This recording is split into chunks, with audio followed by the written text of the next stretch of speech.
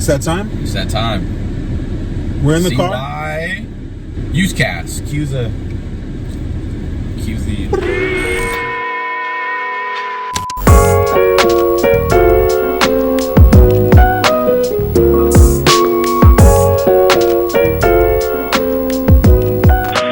We're gonna get down to business today. I'm hungry. Yes. It's another... What is this makeshift setup you got, Manny? This ain't no makeshift setup. But basically, here's what's going on. We haven't received any dares. You lost the watermelon challenge. We didn't receive any, no comments. So does that mean I get to choose your dare? Yeah, it does. Who challenged? We are gonna go hit up 4 fast food restaurants and determine who has the best French fry. Me and Manny are gonna be driving around kicking it. Here we go.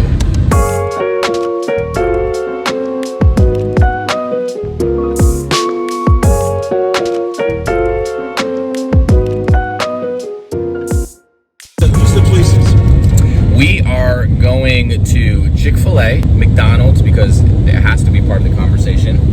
Wendy's, we haven't tried yet, so I'm trying to be unbiased. Culver's, and I've never tried Culver's fries, so we'll see how that goes. Here we go. Stop number 1. Are they serious? They can't be serious. They cannot be serious. We ordered 2 orders of fries. 2 orders of fries with some cheese sauce. They care about Culver's is not off to a good start because we're already having to pull around the corner with the number. So how is this going to work? Are we going to eat each one here and then assess at the end after tasting? Yeah, I'm not trying to eat cold fries. No, I'm not either. We'll eat a few, kind of rate on a scale of 1 to 10, and then we'll move on to the next place, and we'll do it as we're driving. Hey, yeah. So also, I think an integral. I'm sorry, I'm talking. Why am I integral? Part of this conversation is going to be the sauce choice. So we're getting fries from all avenues. We got the crinkle cut here from Culver's. We're getting the waffle fries from Chick-fil-A. We're getting the natural cut fries from Wendy's. I'm telling you right now, you're gonna need to order those no salt, because I worked at Wendy's and they let them things sitting there as long as it takes to use them all. Thank you so much. Thank you. You too. So we get the natural cut from Wendy's, and then we're getting the regular America's #1 fry. Yeah, we should have got a drink, man. I know. That was a terrible We'll get one right here at Wendy's. Nah, I'll get one at Chick-fil-A. Yeah. Chick-fil-A's got that sweet tea. Well, first of all, I don't like sweet tea. Second of all, there's something wrong with you. We've been over this before. Sweet tea's overrated. Sweet tea's not. Unpopular opinion, sweet tea's overrated. It's not. Why it's not. Tell you why it's not? Because it's sweet, it's delicious, it's refreshing. It's like, Huh? It's all right. Is what? I'm gonna park right here and eat in front of all these people that are in the drive-thru for Wendy's. Taste test. So we got Culver's French fries.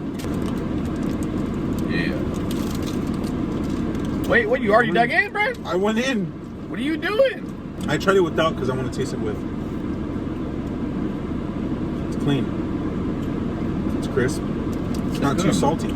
You know, the issue with a lot of crinkle cut fries places make is they're always soggy. Crinkle cut fries are notorious. Or they're burnt. One or the other. Okay. Now here's a test. You're trying it with that? I'm gonna try it. I don't double dip, so. Got the Wisconsin cheddar sauce. Whoa!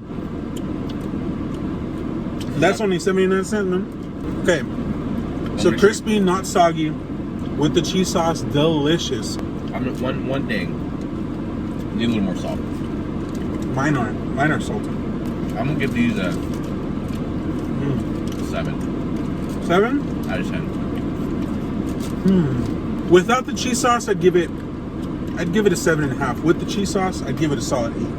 You can have a great fry, but if you don't have good sauce to complement them, maybe nothing. Nothing. Let's do this, man. Next up, Wendy's.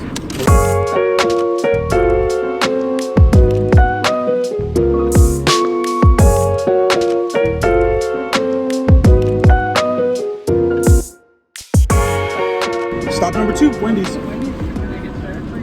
Yeah, can I get 2 orders? What do you want, medium? No, I'll just get a 2 small French fries, and then a large strawberry lemonade, and a large unsweetened iced tea. Side note, Wendy's is expensive. I got How much was it? 2 small fries and 2 drinks, and it was like $10. Fries better be right, man. They better hold down. Probably gonna be extra salty. I like salt. You like salt? I prefer over salty fries. I don't know. I've been to McDonald's a couple times, and they oversalt that bad boy, and it's like it ruins your day.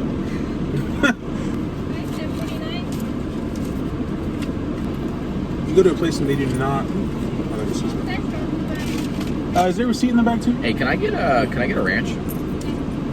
And also, can I get ranch? Oh, perfect. Perfect. Thank you.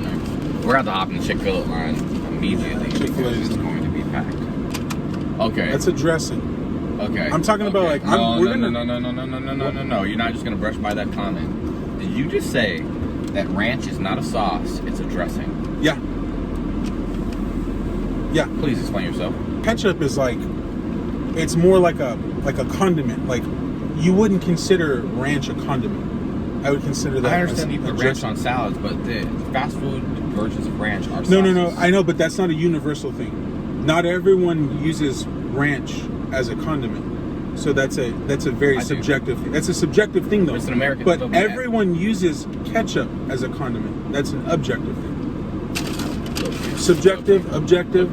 Well, either way, Wendy's is getting dinged because they ain't got no sauces. Well, where we went to ranch is a sauce. We went to ranch is a sauce and a dressing, and it's that universal. He keeps I'm not disrespecting ranch. I don't like ranch. That has nothing to do with it being a subjective. Ketchup's in there. I'm talking trash about ranch. So, you've had Wendy's fries? Oh yeah. Okay.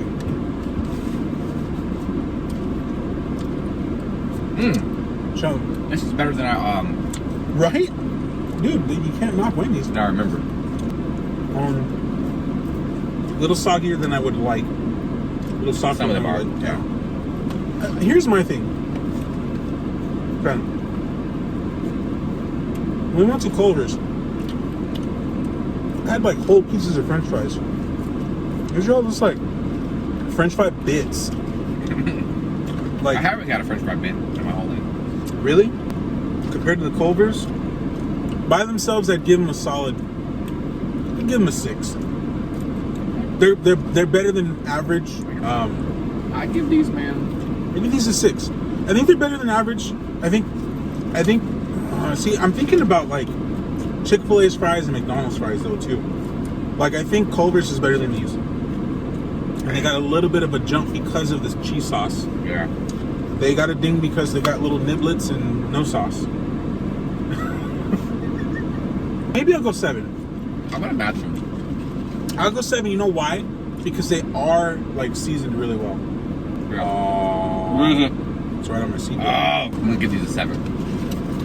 I would agree. You know what? I'm changing it. I would agree with that. Are you already done? Yep. You think I'll fill my cup up with lemonade? No. No, not at all. In fact, hide this bag. I'm not trying to get. Like Chick-fil-A people are nice, but I think they're very rival. Can I just get 2 small orders of French fries, Chick-fil-A sauce, Ranch. and ranch?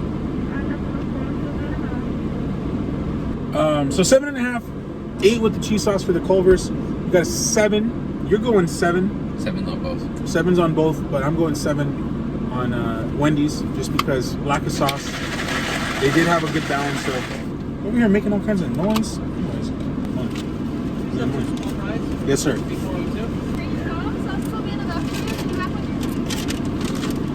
Thank you.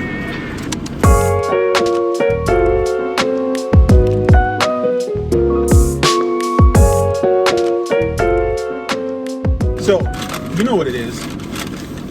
Is that Chick-fil-A? Let me cleanse the palate. Okay. I need to get a Sprite here. I don't have another drink.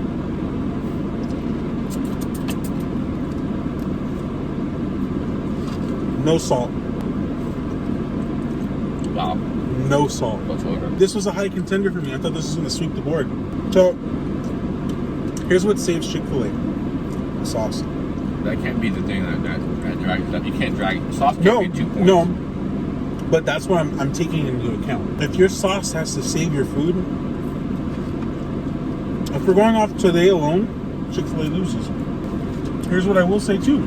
With the sauce, I think I still prefer it over Wendy's. Really? Mm-hmm. I'm gonna give Chick-fil-A an 8. I'm gonna give it an 8. With the sauce though.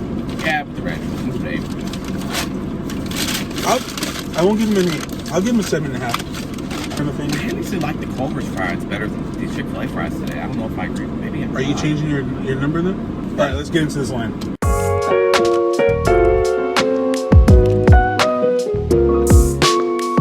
So now we're in the McDonald's. Ooh, they got Minute Maid slushies. Yeah, I'm gonna get one of those. I think I'm gonna get the fruit punch. Dude. Yeah, can I get 2 medium fries with no salt, 2 Minute Maid slushies, the fruit punch? We forgot to get salt packets. Oh, We're gonna no salt. So they make no them salt. fresh. And now we got no sauce either. Huh? No ketchup or nothing. I mean, I think McDonald's gets like 18 points because of their classic box. But we ordered these fruit punch Minute Maid slushies, and they give us these pink contraptions, and we're pretty sure they give us pink lemonade. I'm kind of bummed about that. There's a straw. McDonald's. So anyways. It's definitely pink lemonade. Definitely pink lemonade. Listen, man, even without the salt. Yeah, these fries are amazing. Dude, here's what I will say. When you don't have salt on them, and you get the actual taste, listen, guys, Culver's is pretty close, dude. Yeah. I'd give these a 9, though.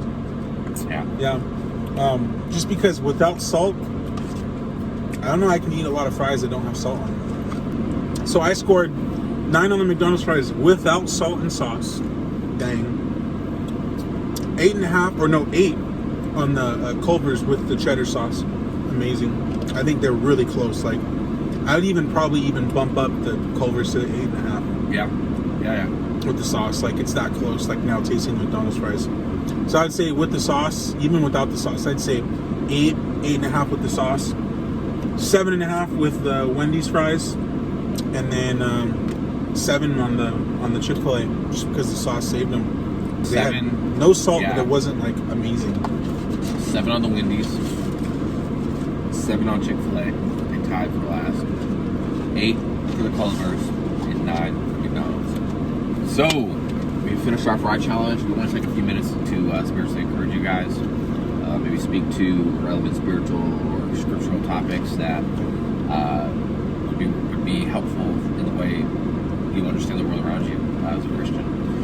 One that we want to talk about this week is the reality that we are all made in the image of God. We think that's very relevant to the world we live in nowadays because it really informs the way that we understand each other's humanity and the way that we should understand the people around us, the way that we should interact with people around us. And there's this concept or this truth that the Bible gives us from Genesis that God created Adam and Eve in his image. And what that means is that he created them with a special ability to reflect his nature and character in the world around them. And through that they would exercise dominion, right, authority over creation, and in that they would have the ability to love one another, they had the ability to seek justice, they had the ability to do all these things that would align with God's nature and character.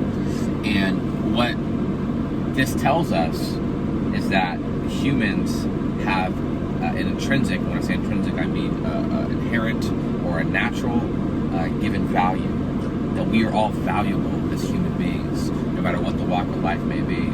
It's not something that's earned. It's not something that we get to or achieve at a certain point in life. We are born with this value. Exactly. And we want to speak to that. Manny, what are your thoughts, man? What are your thoughts? Are we seeing people looking at each other in this way today, or are we seeing? I think we have people that are wanting to.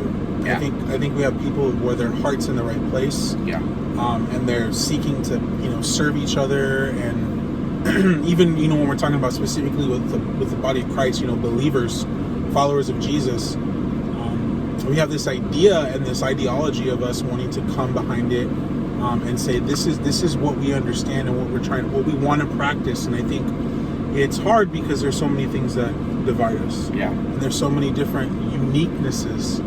I use that word kind of loosely, but like we want to respect the fact that while we're all created in the image of God, that God has designed each and every one of us differently, unique. We're set apart,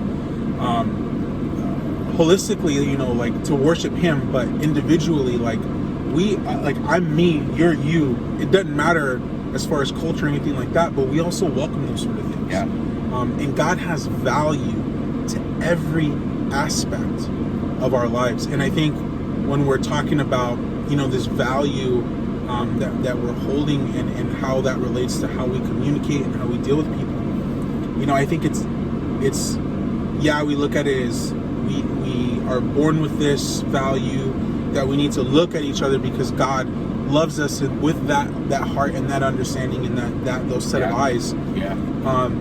But I think it all comes down to like whenever we're dealing with the things that do separate us, or whenever we're dealing with things that might try to downgrade that value, we have to think about it this way: that this is a lot bigger than us. When we look at us being formed in the image of God, that's something that's bigger than us. Yeah. Like God is bigger than us, so it requires a big God to be able to help us understand and get through that. When we're dealing with the sufferings and the iniquities and the different things that try to downgrade us in that value, it requires something greater than that, because it is something greater than that. It requires a greater God and a bigger God. So thankfully we have a big God that can handle that task. We have a God that loves us. We have a huge God, I mean, the creator of the universe. We have the creator of everything that we know that exists, that holds us valuable, that has created us in His image. And that speaks bounds and bounds and just heaps of what value we hold. Exactly. You know? And I think the Christian worldview provides, in this respect, solutions to a lot of the problems we see in our world, right? Racism, abortion, right? Like it adds a different set of eyes to the way that we view each other's humanity. Everything, and sexuality, everything. Yeah, and it adds a different set of eyes to that, and it gives us the ability to understand these things correctly in a way that would empower us to live the way that God has called us to live. And so, my encouragement to you is, and one thing I try to do when I meet new people, I'm in the store, and I notice someone or whatever the case may be, I like to remind myself that they're made in the image of God. Yeah. And sometimes it's just that simple paradigm shift because we don't think about it often, right? We can look at someone as just another person walking on the street, you know? But if we really take that reality to heart, really try to see the world through those eyes and make a conscious effort to look at that person, whoever it may be, as made in the image of God, then we begin to see the world a different way. Yeah. And it becomes easy to love our neighbor. Like, I cannot speak to that enough. You know, like, you don't have any kind of presupposition, and when I mean presupposition, like, you don't have any kind of thoughts going into acknowledging that person. You genuinely look at that person as like, that person's the same as me. Yeah.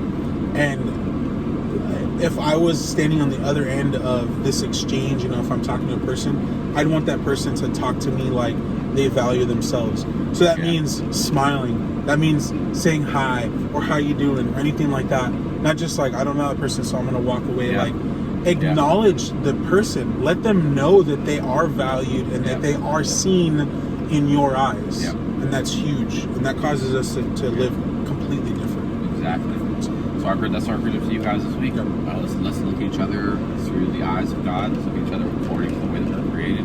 Even in our fallenness, we can look at people in Christ as redeemed people. Look at them in the way that they're supposed to be viewed, and they're made in the image of God. So we love you guys. We'll have fun this week. We'll see you guys next week. And Bye.